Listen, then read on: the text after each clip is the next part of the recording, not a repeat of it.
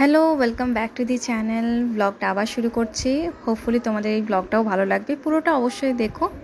ছোট্ট ছোট্ট clippings add করে আমার এই ছোট্ট ব্লগটা সুন্দর বানানোর চেষ্টা করছি। তোমরা কমেন্ট করে অবশ্যই জানাবে কেমন লাগছে তোমাদের।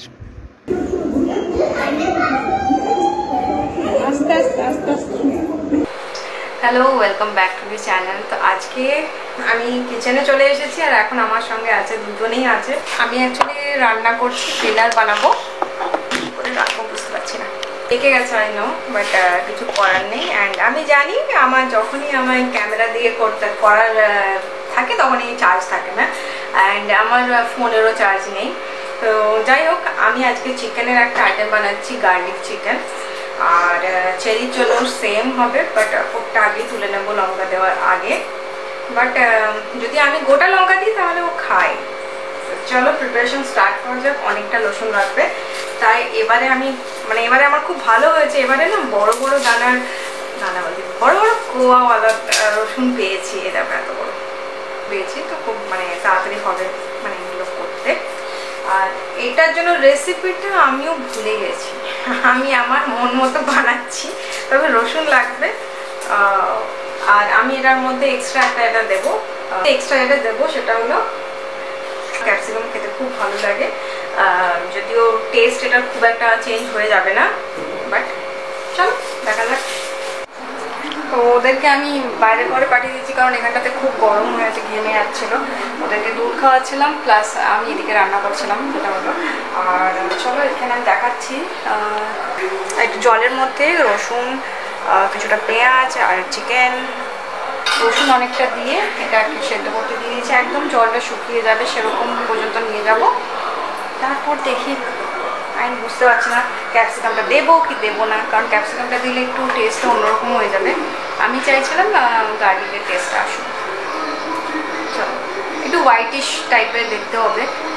চলো, এতটাই ক্লান্ত হয়ে গেছি না, তাও আবার এদের এই মাত্র আমি ওয়ার্ড্রোবটা একটু গোছালাম। এত অগোছালো হয়ে থাকে না, একটা জিনিস বের করতে গেলে অনেকগুলো জিনিস খুঁজতে হয়। বিশেষ করে চেরি ওর ওয়ার্ড্রোবটাকে এত ঘেটে দেয়।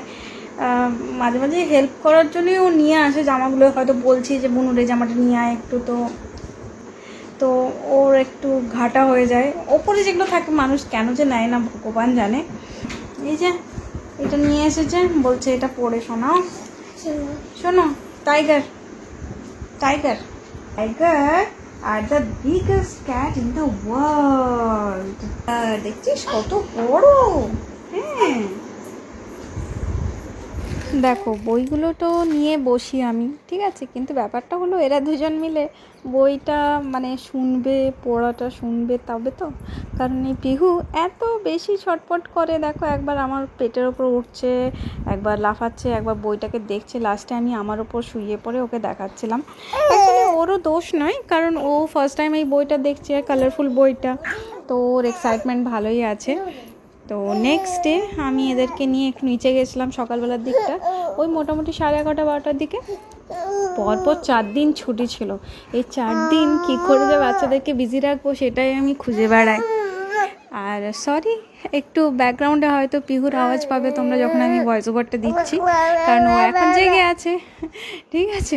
তো এই যে চেরি আর পিহু সব দুজনকে নিয়ে নিচে নেমে এসেছিলাম, একটু হাওয়া খাচ্ছিলাম। কিন্তু কথা বলতে দেবে কি করে? আরে বাবা, খুব সুন্দর হাওয়া দিচ্ছে। বৃষ্টি হচ্ছে তো, জানি কলকাতায় তো প্রচুর বৃষ্টি হচ্ছে। এখানে অতটা বৃষ্টি হচ্ছে না আমাদের এখানে, কিন্তু দূরে হচ্ছে, আশেপাশে জায়গাতে হচ্ছে। কথাই বলতে পারি না আমি, এত দুজনকে নিয়ে বেরোলে এত বকবক করে দুজনে, একটু যে বসবে সেটুকু উপায় হয় না। কেউ নেই এখানে, আমি প্রায় টাইম এই টাইমটাতেই এসে বসি, কারণ চেরিকে স্কুল থেকে নিতে আসার হয়। আজকে ছুটি আছে, কালও ছুটি, বিশ্বকর্মা পুজো। টুটা কই লেখো?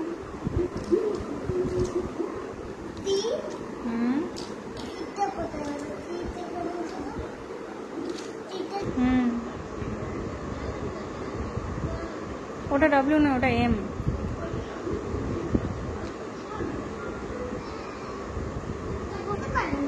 না, এই পড়ছে, চলো।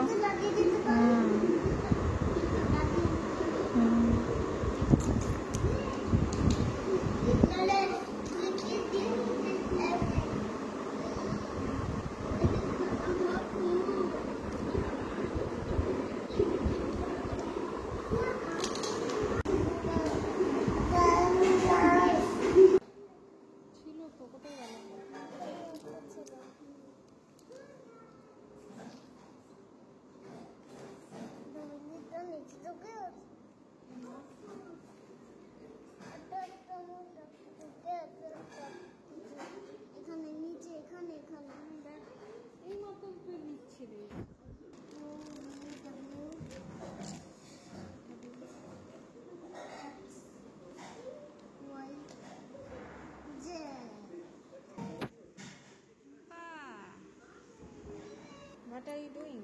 এদিকে এদিকে লিখতে হবে।